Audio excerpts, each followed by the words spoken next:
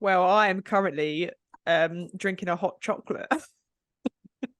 Oh, is it that time of year already? Yeah, well, it's just so cold. I've only just No. taken my dressing gown off because I can't really wear that for this. Um, Well, and well, it's just so miserable out. It's so dark and wet mm, and rainy. And I was writing my horror story, and I thought, you know what goes well with horror stories? A horror hot stories and chocolate. bad weather. Yeah, a hot chocolate. So I've made myself a really, really nice hot chocolate. Actually, it's proper nice, complete with whipped cream and some chocolatey sprinkles. Nice. But I've devoured the cream already, so it's just Yeah, that kind of comes off in one big lump, doesn't it? Especially if you've got marshmallows. I yeah. always end up going, "Oh, this is lovely," and like the whole lump of marshmallow goes into my mouth, and I'm like, "Oh." Swallow it, and then I'm left with like just a hot chocolate with no marshmallow or cream or anything, and I'm like, oh. That's so funny. It's true though, isn't it? That's why it's so funny. That's exactly what happens. Exactly what happens. You think, oh, this is lovely, and you kind of get a little, like, you blow a little cave into it, don't you? Like when you blow it, a little cave forms in the edge, and you think, oh, I can get under the lid of like marshmallow to like cool the hot chocolate down a bit, but it kind of makes a separation. So you've got like an iceberg of red hot Cream. marshmallow and cream. Yeah, and you kind of go to suck it a little bit, and the whole thing just in your mouth. That's so funny. That's Yeah. exactly what happens. That doesn't. I know what you mean because I don't do that anymore. I put so much cream on. I don't like marshmallows. I put so much cream on that I actually always have a spoon and I spoon it. Yeah. Spoon it. But prior to that, I would always fall prey to the. I'll just suck it a little Yeah. bit. I'll just have a little bit because it's going to be really hot.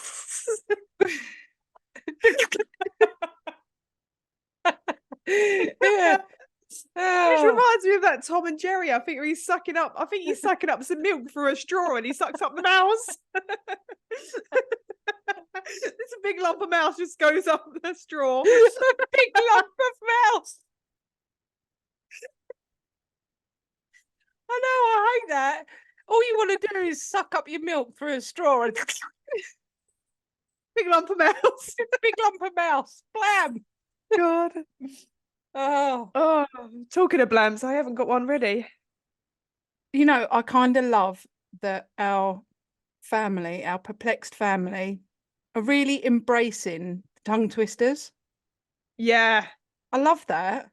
Yep. And there's people like, oh my God, I tried this and it was just so hard. I just couldn't do it and that. And I think, oh, I love that they're all getting involved with us and we're all trying these tongue twisters. Well, I can tell you one person that doesn't like the tongue twisters. Josie. Josie, because I was so proud of myself for the last week's one. The not Chicken last, in the well, kitchen. I saw a kitten eating chicken in the kitchen. That I was just at random rapping it to her.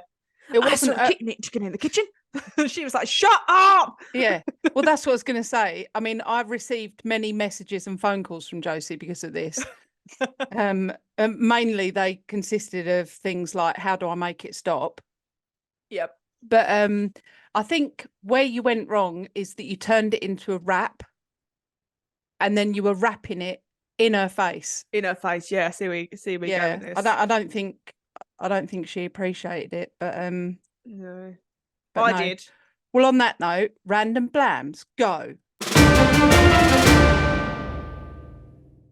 My random blam is, I think, about today's episode because you're doing the episode and I don't really know what it's about. So I think it's to do with today's episode. It's a hairy episode. Yes. So the word werewolf actually means man wolf, which I didn't know. Were means man in the Old English dictionary. So it means man wolf. And the most famous story of a werewolf, so I mean, werewolves date back to like the ancient Greeks and all sorts, Greece and Rome and stuff. But the most famous case of a werewolf is actually Professor Lupin. Shut up. No, No, it's don't not. shut up. Yeah, it is. Obviously it is, because, Harry Potter. Well, yeah. I mean, that's true. I have seen the actual werewolf Lupin. The actual one that was in the film. At Harry Potter World. Maybe. Or maybe I Maybe, just know Lupin. Yeah. Do you know what? going- I'm really gutted because what I should have done was I should have saved my random blam tongue twister Fuzzy Wuzzy for this For one. this one. You've made an error Yeah, there. I have, yeah. Right, what's your random blam? My random blam is, and I'm gutted that I didn't do Fuzzy Wuzzy on this one because that would have been an ideal one. I have got a big black bear sat on a big black rug. A big black bear sat on a big black rug. A big black bear sat on a big black rug. Big black bear sat on a big black rug. Right, this sounds like one that I can wrap into Josie's It does. face. Here It does. goes. Sorry, Josie. Ready? Yeah, say A it big really black bear fast. sat on a big black rug. All right. A big black bear sat on a big black rug. A big black bear sat on a big black rug. A big black bear sat on a big black rug. And well, you know what's really good about that is that I typed in rub. Rob. Big black bear sat on a big black rub. Oh, well, that was fun. Smashed that one. Yeah, smashed. All right, roll. Random blams done. Let's crack on then, eh? Yeah. All right, well, here it comes. Episode 61. Yep. Nice.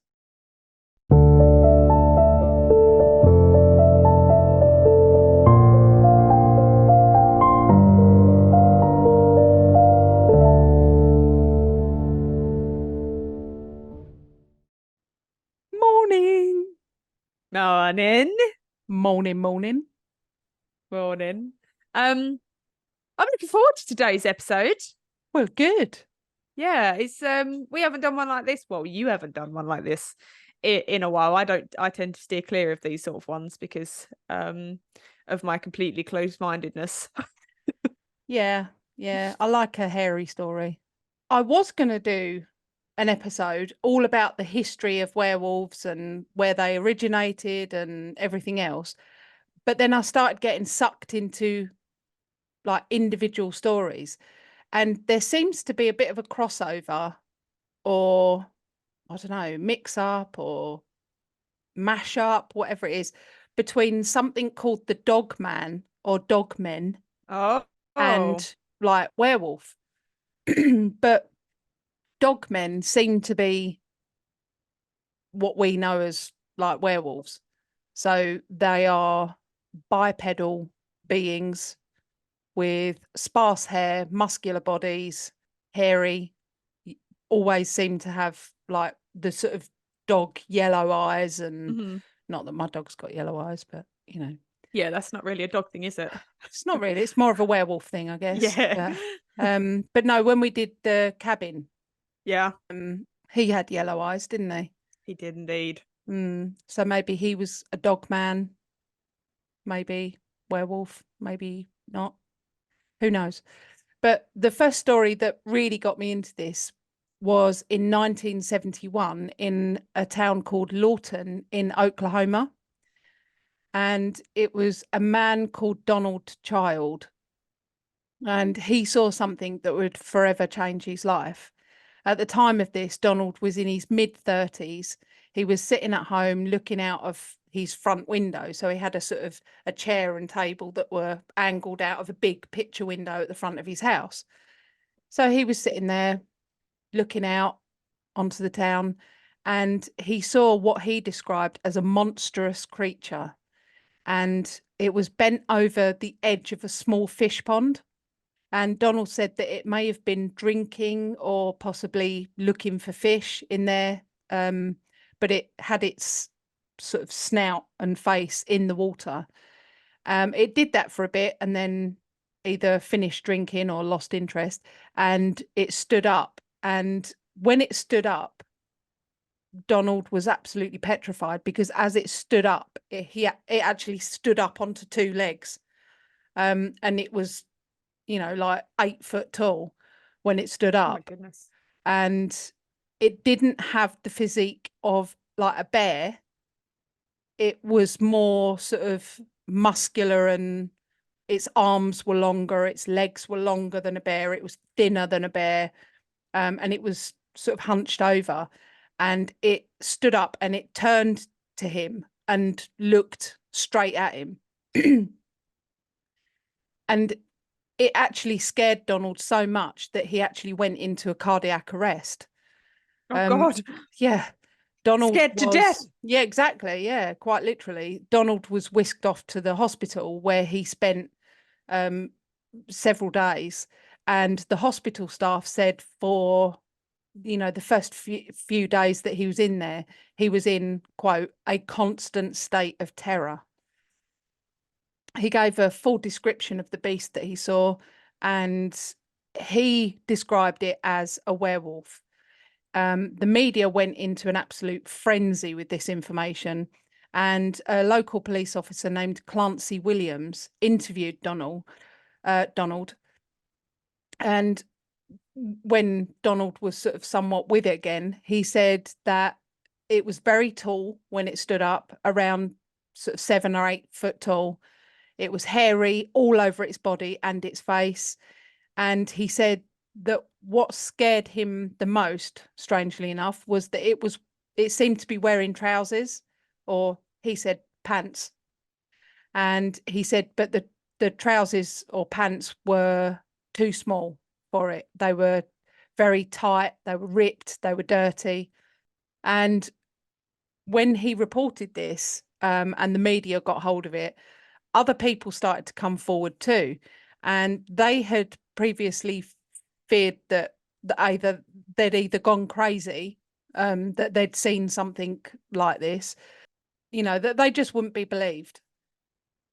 So once everyone else had heard that Donald had come forward, made this statement, been in cardiac arrest, they started to come forward with their stories. And it was on that exact night, that same night that Donald had seen it, they described this beast as running around the town, sometimes on 4 legs, and then changing and standing up on its rear legs and standing between 6 and 8 foot tall. Then it transpired that just half an hour after Donald's encounter, an officer named Harry Azell had responded to another resident of the town who had opened his curtains around 11:15 p.m. as he heard a noise, and he saw what he described as a large wolf-like creature. Then as it moved around, he thought it actually looked more like an ape. As he was watching and it kind of stood up and it was moving around, he thought, this must be some sort of practical joke. It must be someone dressed up or something, because it couldn't be any animal that he knew. He knew it wasn't a wolf. He knew it wasn't an ape, although it was kind of a little bit wolf-like and a little bit ape-like. And he just thought it was so strange looking, this thing, that it had to be some sort of practical joke. So he didn't really think much of it and sort of thought, oh, someone's winding me up. Then it was at that moment that the beast turned and looked straight at him and made full eye contact. And as it did, it leapt from where it was, which he said was about 17 foot. And it maintained eye contact with him the whole time. He described its face as distorted and misfigured. He said it had hair all over its face, but you could clearly see skin and lines beneath. The military also got involved with this too. A group of soldiers from Fort Steele said that they had also seen this beast, and this was around 15 minutes later. They also saw it on the Friday and the Saturday night. There were some sightings of it on the Sunday, but it was a little bit like it could have been something else, might have been the beast, might not have been. Then on the Monday, around only 48 hours after the sightings, Major Clarence Hill issued a warning to all of his men. And he said, quote, be on the watch for the Wolfman.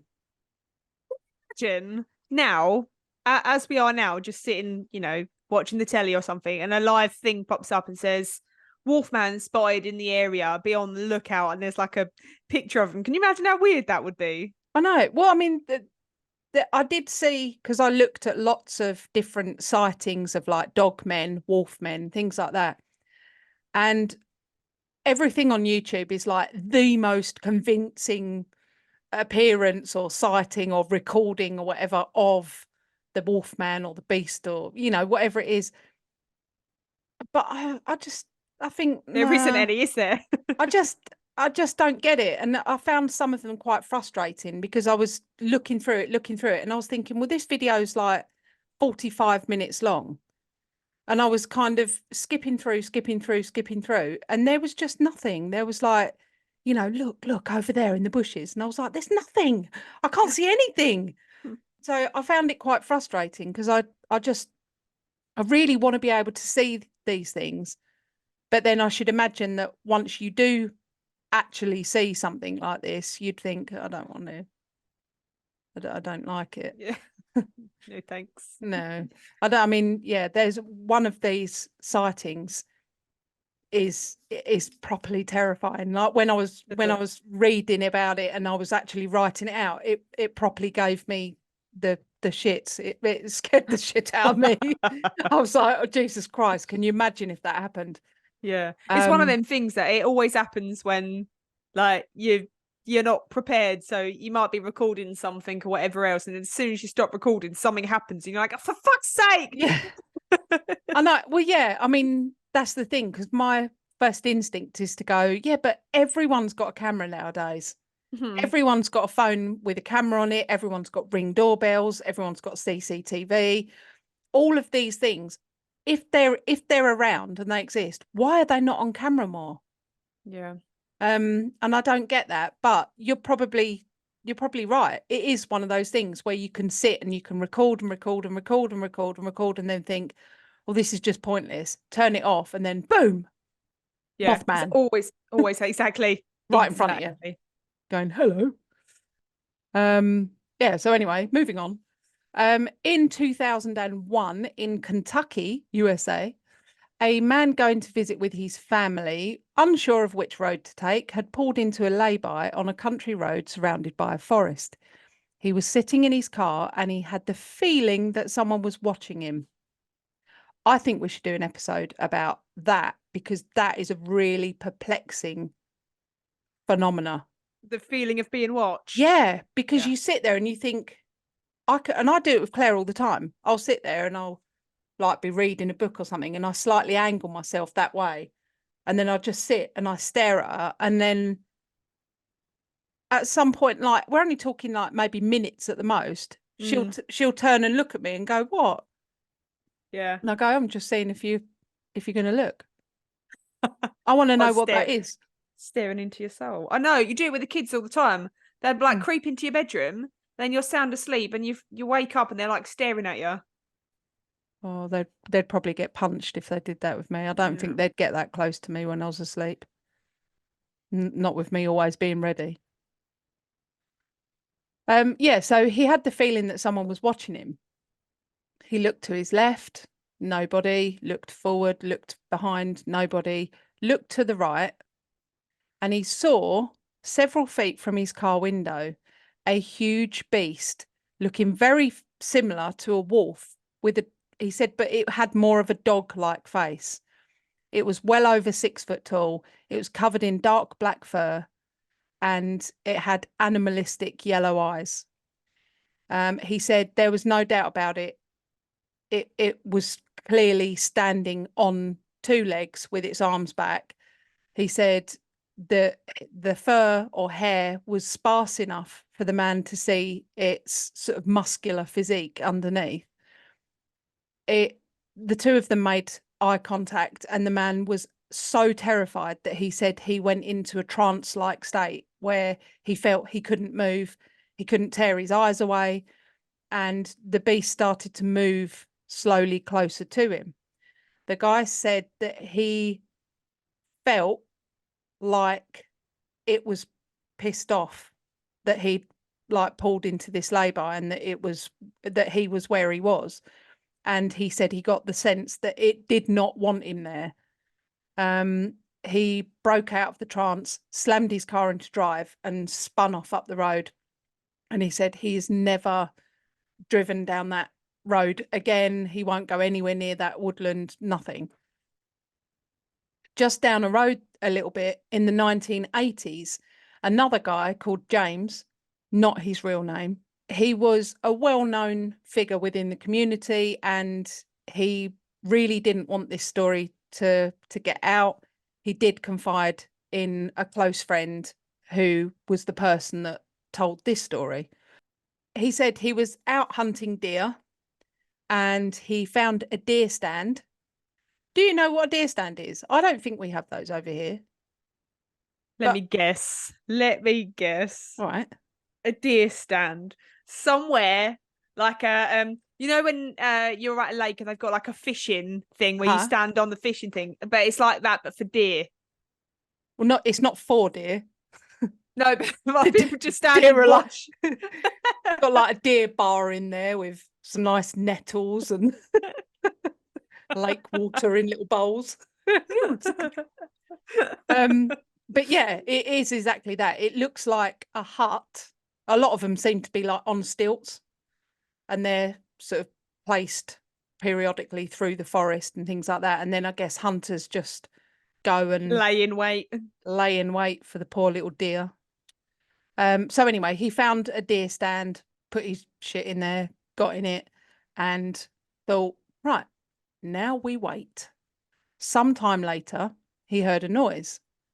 And he said he knew that it wasn't deer because deer are normally quite careful and quiet and a little bit more sort of timid the way they move. And he said this thing obviously wasn't concerned about making a lot of noise because it kind of came crashing through the forest. And whatever it was suddenly emerged from the tree line, and he said it was something large and hairy. Those three words, large and hairy. That's not something I want to hear. Or it's certainly not something I want to see. Large and hairy. Anyway, it jumped out of the trees into the small clearing in front of the deer stand. He said it was less than 50 foot in front of him. And he said it was a huge beast, around 8 foot tall, black hair, muscular. He said it had long, sharp ears and its hands were human-like. He said it had, human-like hands, but it had great, thick, long claws on the end of all of its fingers. It tilted its head and looked straight at him. He said it didn't look around or anything like that. It was super aware that that's where he was. James pissed his knickers. And when I say he pissed his knickers, I mean literally. He said he urinated all over himself. He was so terrified, and he seriously thought to himself, this is it. This is how I'm going to die. And he said, I don't know how else to put this, but his words, he said, it smelled me. It was sniffing the air. It looked straight into his eyes. And then it turned its head. It jumped for a tree that was about 20 feet away and disappeared. James couldn't move for at least 20 minutes. He said he didn't want to make any sound. He didn't want to leave the deer stand, but he also didn't want to stay. So he waited in silence for a bit, and then he thought, right, I'm going to have to leave because there's no other way out of here. I'm going to have to leave. I'm going to have to walk through the forest and get to the safety of home. He silently crept through the forest, really painfully slowly. He was trying not to make any noise at all. But he said the forest was like it had never been before. He said it was mute. the whole forest. He couldn't hear birds tweeting. He could hear the slight sound of leaves dropping and rustling. And he said it was really bizarre. If he had to keep almost like touching his ear to make a sound to check whether he'd gone deaf. Every stick that he stepped on seemed to echo throughout the forest. Like I said, the birds had even stopped tweeting. I don't mean on Twitter. I just mean they'd stopped making any noise at all. His house was around a mile away, but it was forest the whole way to his house. He couldn't even make it out to a road or anything. The whole time that he was heading home, he said he knew he was being followed, like that feeling of, you know, you're being watched. He knew. And he said, it wasn't just by one of these creatures. He said, I knew that there were many of them and they were all around me. He could hear a faint rustle or movement every now and again. But he said it was like these creatures were invisible, because he quite clearly heard a noise to his left. He would look and freeze, and there was just absolutely nothing. And he couldn't understand it. He felt like he was going bonkers. After a lot of sneaking through the woods, he found this small path that he was familiar with and started following it. He came across the small river that actually runs behind his home. So he knew he was almost there. As he began to feel the relief of the imminent safety, blam! A half-dead deer on the path, splatted in front of him. He said it was, in his words, quote, utter carnage. He said there was blood and entrails everywhere. There was blood all up the trees. It was just literally like this deer had been ripped in half and then, smacked down on the path in front of him, and it just there.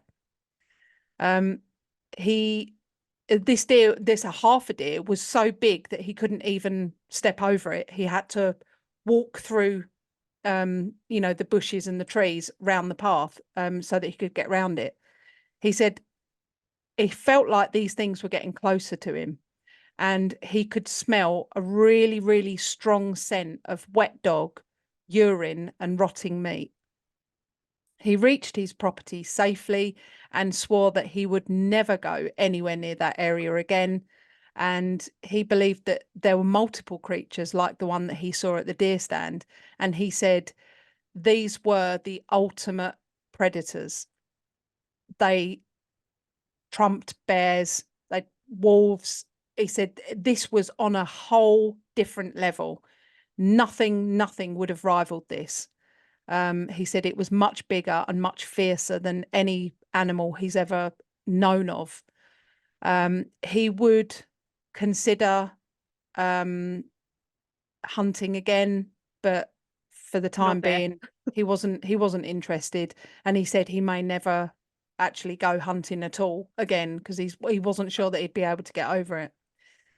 The following year, James told a close friend about this, which is where this came out. They told James that they had had similar experiences in Michigan and Wisconsin. And when he had moved to Oklahoma, it didn't change it. The sightings just kept happening. And he told James that it sounded exactly the same. He said it was super large, 6 to 8 foot tall, wolf, but also human-like, stood on 2 legs, black hair all over its body, and yellow eyes. And he said that it always was able to make eye contact enough to scare the what's it out of him. He said that he'd looked into it, and he told James that there were a lot of sightings of these, and they were known as dogmen. And it was a common thing in that part of the US. Dogmen have been seen all over the place, and even as far south as Mexico. A man called Jonathan said that his 2 uncles were truck drivers, so they they both used to be in the same truck. They used to drive together, take it in turns, that kind of thing. And they were driving through a remote jungle area during the night, and they were on one of the smaller roads to save time. So they were going quite slow because these were kind of unpaved roads, and obviously they're in a great big truck. And they said that they were pootling down this small country road in the middle of the jungle when something big and heavy jumped into the back of their truck. They didn't stop because there were no street lights. And they thought, you know, what if it was like a bear or something like that? But it was something substantial. The uncle that was sitting on the passenger side suddenly saw something coming up like the side of the truck, and it was running. It came out of the jungle at sort of full speed and ran along the side of the truck. The truck sped up, and so did the beast. It was definitely advancing on the truck, and they were both absolutely terrified. They could both see it at this point. They described it as huge and covered in black hair. It was running on all fours, and it was fast. It leapt onto the side of the truck, and they said it gripped onto the side of the truck, but it was shaking the truck. It was pulling and shaking it like it was trying to dislodge whatever it was had jumped into the back of their truck. They continued driving because, I mean, what are you going to do? Stop and go, Yeah. Are you okay? Do you need some help? What oh, beast? Do you like a hand? English, yeah, I think that's the world's like idea of English, isn't it? You know, can I help? Nope. What seems to be the problem, sir? Yeah. Morning. As the morning light began to show itself, they approached a service station and pulled in. On the truck, there were big animal prints all over the back of the truck. There was huge gashes in both the cab of the truck and the body of the truck. The two men told the people in the services what had happened. And they said, well, dogmen roam this area. And I just had a vision of these people being like, oh, yeah, dogmen. Yeah. Yeah, they're everywhere. Yeah. Yeah, watch out for them. Rife in this area. Yeah, I mean, that is an issue, but they said that the two men were by no means the only ones to experience this kind of attack. Jonathan reported that his uncle said that while these people were telling him all about this, he could see proper fear and terror in their eyes. They said that these attacks happened a lot. Sometimes people weren't so lucky, and that kind of thing. The two uncles said that they would never, ever drive that route again, even if it saved time and money and everything. They were absolutely petrified by it. The two uncles have since passed away, but apparently they both swore that the story was 100% true all the way through to the day they died. I'm going to tell you Tony's little story. So a man called Tony Martinez had a food truck, and it was set up in a sort of old disused car park. And what he would do, from my understanding, is this truck was always situated there. So it was left there at night, and then they would get there in the morning, set up, begin trading, pack away, go home, and leave the truck there. Tony began to notice that there were big scratch marks and dents appearing on the outside of his food truck. So he would pay and get them repaired and get them patched, and he would have to have some panels in it replaced and things like that. But he said he started really pouring money like into these repairs instead of actually having the money to put into the business. He thought that possibly his two employees had been cutting corners a little bit and not disposing of food waste properly. And because of that, it was attracting wild animals. And he thought, do you know what? I can't keep doing this. I need to find out what's happening. These are serious dents and scratches. It makes it look all like old and shitty. And so he thought, right, I'm going to invest in some security cameras and see what's happening to the truck overnight. So he put up these surveillance cameras, and what he saw was he described as a canine-like creature in appearance. And he said it would run at the truck in almost like a frenzy. It would run at the truck and it would claw it. It would be biting it, properly trying to get into this truck. And he said at one point on the camera, you could see it sort of take a step back. It looks like it's just going away. And then it runs full speed at the truck and just hits straight into the truck and obviously causes a great big dent in it. But he said he couldn't understand what the creature was. He said it definitely wasn't a bear. It was far too big to be a wolf. And he just couldn't understand what it was. He got hold of his 2 employees and he said, you need to watch this as well and see if you can work out what it is. And they felt exactly the same as him. They said, we can't understand what it is. It doesn't look anything like a bear. Definitely doesn't look like a dog. They watched more footage, and whatever it was stood up on its hind legs, and it was not far off the same height as the food truck. He said, which must have been, the food truck was probably about around 10 feet. This thing stood up. He said it must have been at least 8 foot tall when it stood up. He made a report to the authorities, and he claims that all of his footage that he showed the authorities was seized, and he never got it back. Who knows? Maybe that's why you can't find any footage of anything, because well, thing is, I mean, got it. We say that, don't we? We say, oh, because my instant thought was, well, that's convenient. Bollocks. Yeah, you can't help but feel like that. Yeah. But how would you feel if you were in that position and you did have, I mean, I'm so suspicious, I'd be making copies of it all over the place before I gave it to any authorities and went, yes, here you go. Yes, it's the only copy. I promise. Honest, governor. I'm going to tell you about Roger's story.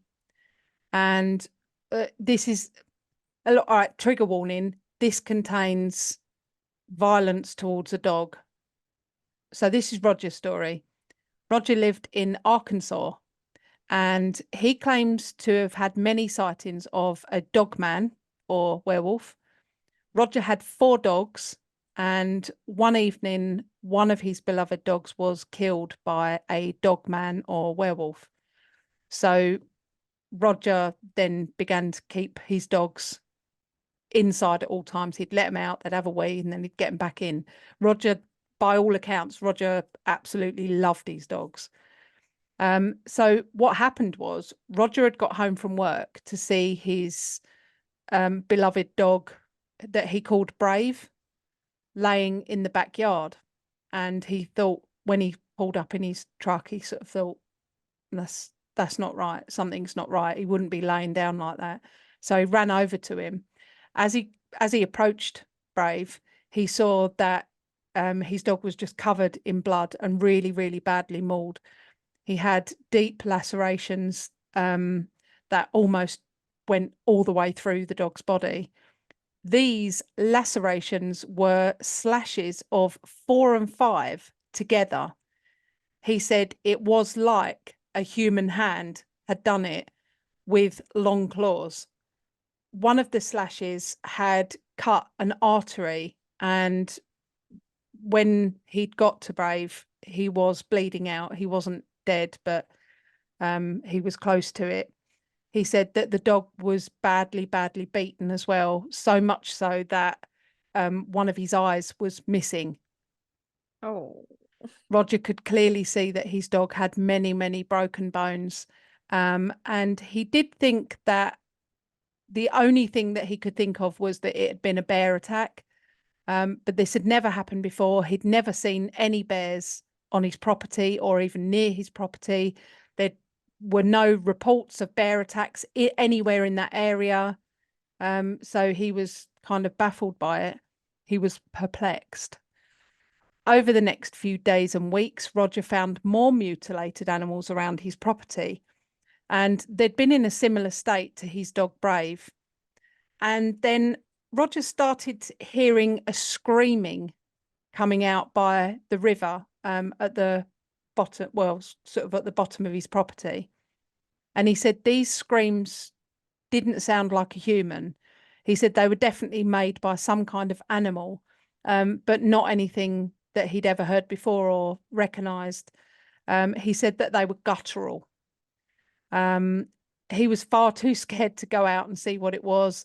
But every day after that, he always, especially if he went anywhere out in his land or garden or anything like that, he kept his rifle with him at all times. I mean, I hear that, Roger. I have always got some kind of weapon handy. Weaponry. Yeah, not so much for werewolves, but you know, zombies. Right, this is the last story, and this is the one that really freaked me out when I was writing it.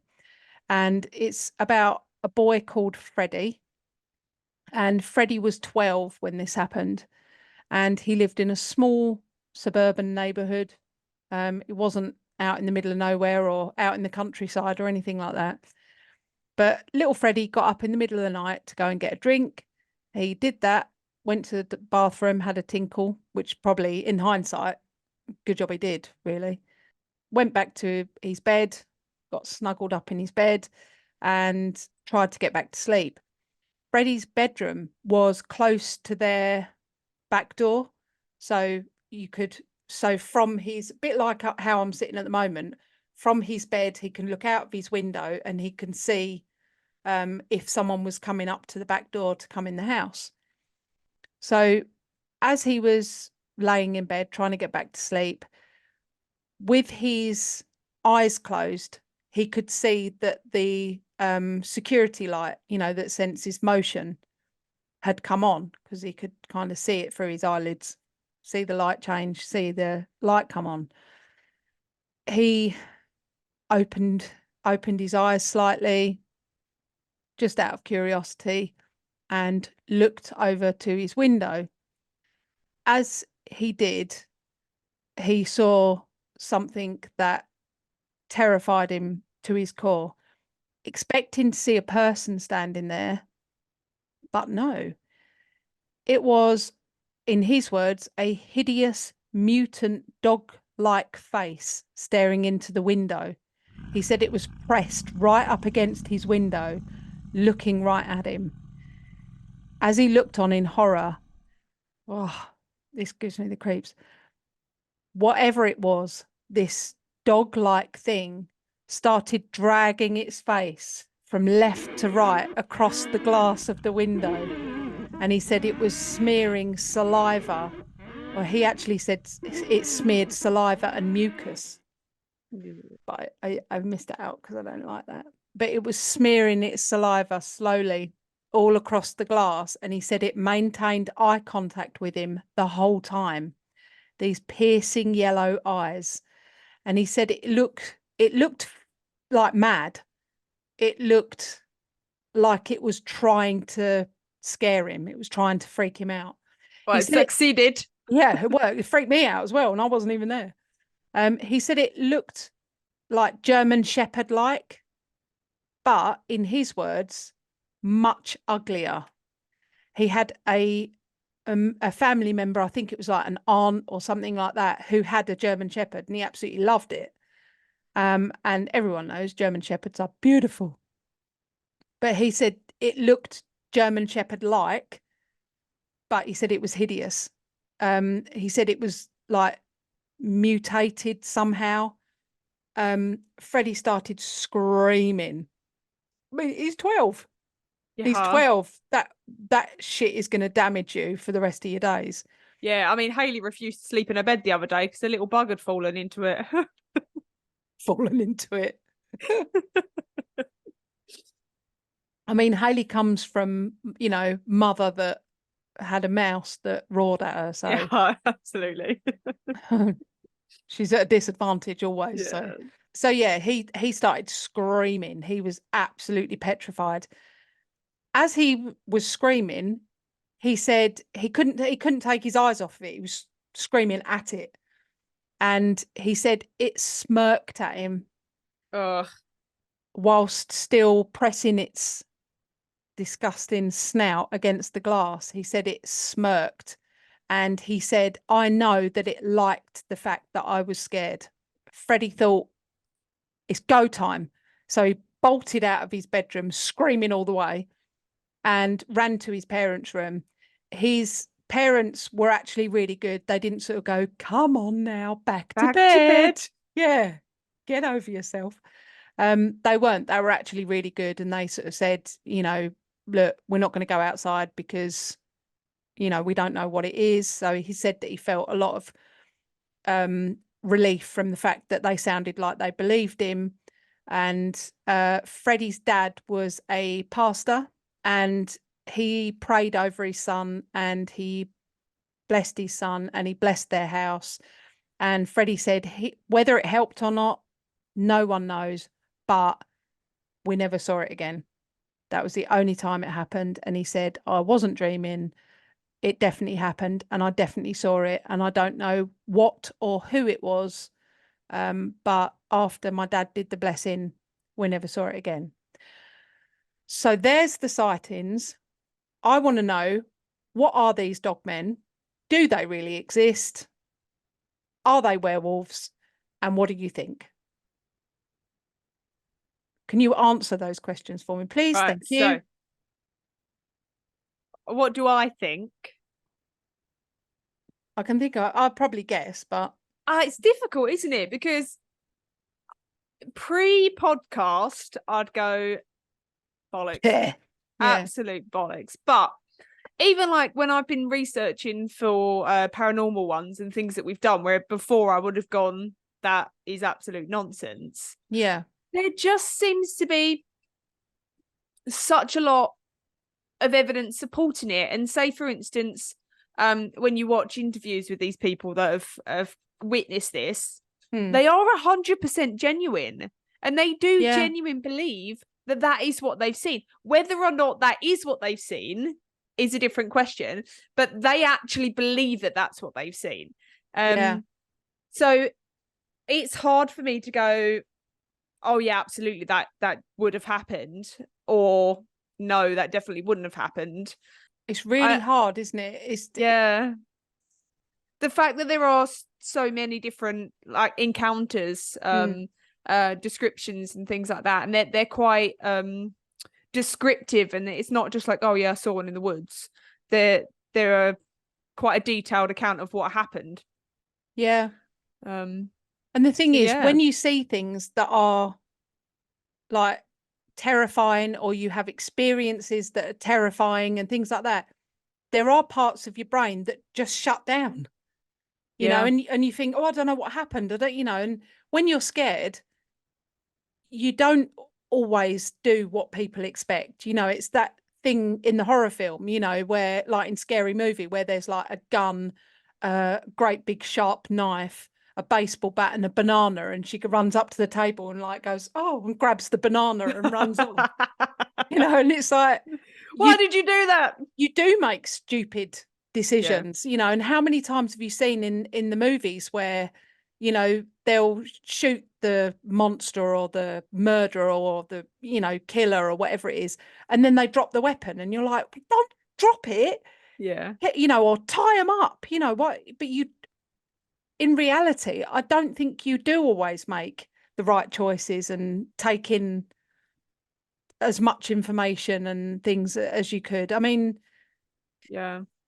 if I saw something scary, I would think to myself, well, I'd grab my phone and I'd film it. But you don't. No, you don't. And also, the brain is such a funny thing, in that we know that your brain fills in the blanks. So if there is a sentence that's got a few missing words, your brain doesn't see that unless you really concentrate on it. Or there was a black and white picture that just had some every now and then some coloured lines, and you look at that and it looks like a coloured picture because your brain is filling in those blanks. And that's the same with memories or something that's happening, especially when you're frightened. Your brain tries to make sense of a situation, and then puts this in. So, you know, that's what I was saying, that I do genuinely believe these people believe that they have witnessed these things. Yeah. Whether they did witness them or not is a different thing. So it's, I think the thing with the two uncles, you know, the truck drivers. Yeah. When you think, you know, when I was looking into sort of like what community they were from, what sort of people were they, and things like that, they were Mexican farmers. Yeah. And they were earning a living. They were doing that, and they were away from their families so much because that was the way of them earning money and things like that. They didn't need that kind of publicity. Do you know what I mean? Yeah. They felt quite embarrassed by it, but yet they were adamant that is what happened and that is what they saw, and the people were, you know, like, yeah, it's the dogmen. Well, that's the same as the Tic Tac UFO, where the fighter pilots saw what they saw, but they were too embarrassed. They didn't want to say what they'd seen. It kind of came out, and they were kind of forced to say what they'd seen, even though they didn't want that sort of attention. And this is interesting because you know what my story is going to be for next week. So there's going to be a very similar discussion around next week's story as well. I can't wait for that. Honestly, guys, you wait. You're all going to go, oh my God, I know this story. I love this story. Honestly, you'll absolutely love it. I can't wait. I can't wait to hear it. Do it now. Nope. It's not ready yet. Right. Well, I'm looking forward to that. And thanks for listening to my hairy story, everyone. And let us know what you think. If you guys know anything about the dogmen, I really desperately want to know more about it. So if anyone's got any information on it, send it in. I want to know. If you're a dogman yourself, we're more than happy to have you on the show. We'll set you up with your own Zoom English account. Accent. No, that's Mothman. Also, Mothman, I know you're an avid listener. Yeah, if you want to be on the show. What-o? Do you think he's got an American accent? Mothman. Because he's in America a lot, isn't he? Although there was possible sighting of him in Chernobyl, but no, I think he would have like a Slovakian type. Do you think? Yeah. But is that because you think he's like, you know, Moth and Bat and Dracula and Yeah. okay. I've got a Dracula drawl in my head. I've got a full-on English drawl. Oh, really? Hello. You're going across that bridge, are you, young man? What-o? See that bridge over there? Might want to swerve that. Yeah, I think he's like that, yeah. And he's probably, if you look really closely, he's got a tiny little monocle. What-o? What-o, old bean? Yeah, I think that's probably more likely. I'm from England. I've never heard a single old man say what-o. You never met my granddad. Hello, Katie. Come take a seat. Well, actually, he used to go, take a pew. What-o? Hi, I'm Lynn. I'm a mom to 3 small kids, and I'm a bit obsessed with true crime. And what else? Hanson, the band Hanson. Some of our younger listeners may not know who they are. Do yourself a favor and YouTube Oombop and thank me later. And I'm Matt. I lack most social skills and make jokes as a defense mechanism when I'm uncomfortable, which is a lot, especially when talking about murder. It's not just true crime. It can be anything and everything scary. Each week, Lynn takes us on a scary deep dive of different cases. You might even learn something new or relearn something that you thought you already knew. Like, I don't know, the Menendez brothers were actually cousins. Oh, OJ's first name? It's Orange. Do you ever actually even listen to me when I speak? We do, however, cover the Menendez brothers, OJ, the death of playmate Dorothy Stratton, and WWE star Chris Benoit. So OJ's first name, not Orange. Oh, brother. We release a new episode every Tuesday, and we go into detail about the cases we cover on our Instagram at Everything Scary Pod. Give us a shot. You won't regret it. And if you do, please direct all your complaints to Lynn. Bye.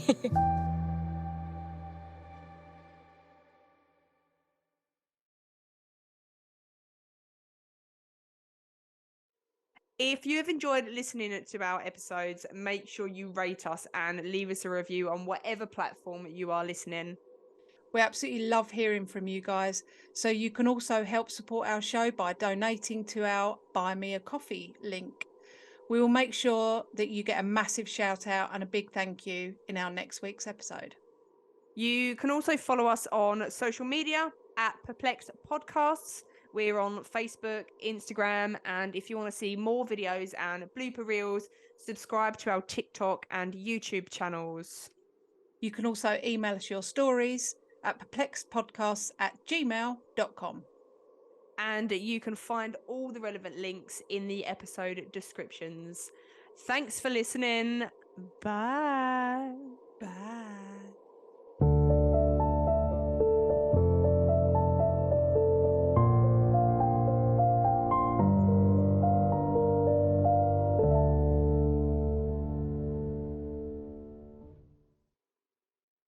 A big sharp pain in my back, and I thought, oh Lord, I'm having a heart attack. And I looked And down. I looked down, I was standing on my own titty. titties. Both feet on it.